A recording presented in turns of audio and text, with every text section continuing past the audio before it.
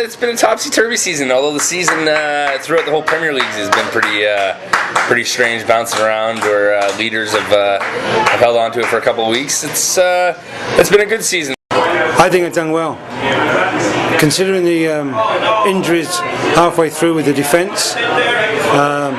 A bit more luck, and we would have been champions now. But that's the way it goes. You know, we had a bumpy beginning, but kind of pulled it together, but didn't exactly capitalize on some opportunities. Not everything was firing. We didn't really have the chemistry that we had last year, it seemed. And by the time the team did get the chemistry together, that was kind of too late. I mean, I think all things considered, I think it's been a decent year. I think we've got ourselves to blame. I think the title was there for us. I think we've got ourselves to blame in terms of not coming through in a couple of key games earlier on. I think in the end, it's been a decent season. I think, losing two strikers like Ronaldo and Tevez, and then being right on the doorstep of the Premiership shows the depth of United and shows the character of the guys on the team, and is a testament to Ferguson and how he puts a squad together. It's not about one or two guys. It's about role players, and it's about guys playing for the club but not playing for themselves. And I think they proved that this year. Manchester United season was good. It's just a little bit disappointed because of second place. Well, they played well, but unfortunately the last couple of games we missed Rooney, our key player. He was injured, so we are just unlucky. But yeah, still we are strong. We are number one.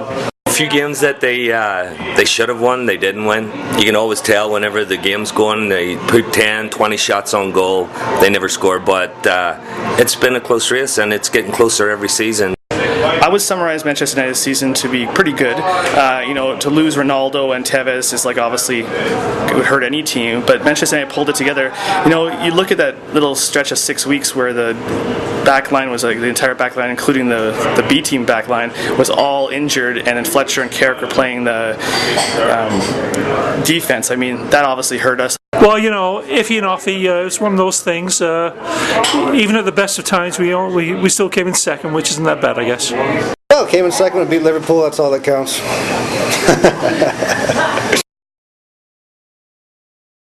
Wayne Rooney, no question. No hesitation. Oh, Rooney. Rooney is the best. Rooney, obviously. Wayne Rooney has to be without a doubt. I'd probably say Wayne Rooney. He's been fantastic for us, scoring. I'd say the player of the year for Manchester United was by far Wayne Rooney. I mean, it takes a certain kind of person at the beginning of the year to say, I will fill the shoes of Ronaldo and Tevez, and to be able to step up and do it and score over 30 goals is a testament to him and his character and his work ethic. I mean, obviously, the first one everyone wants to say is Rooney, but I'm going to go out on a limb and say Paddy Evra. Maybe I should go back to the other question and say Rooney for player of the year. Underrated player, if it's not Patrice Evra, it's got to be Valencia. He's getting a lot of stick at the beginning of the year, but he's a true winger. He sticks to the wing. He's running up and down all the time. He's getting balls in. Look at the number of headers that Rooney's had for goals. I'll say Valencia. I'm going to go with the Frenchman. I'm going to say Patrice Evra. He's a trooper.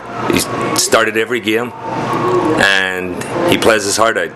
Yeah, I've always said Patrice Evra is probably our most underrated player, but this year he's actually been getting some feedback for it. Years ago, I bought Patrice Evra on the Xbox before Sir Alex Ferguson did, because I always liked him, and he's fantastic. I would think the most underrated player has been Evans. I just think that he's played well, and yet when Vidic or Ferdinand's been fit, they've all automatically gotten back in, and I'm not sure they should have automatically got back in the side. He's been playing well enough to keep his place.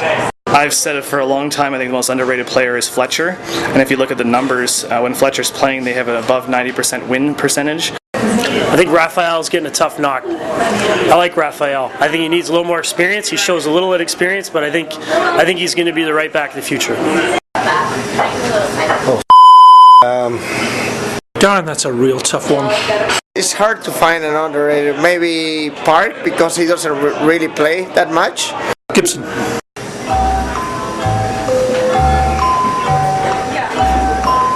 Going blank there. Skip that.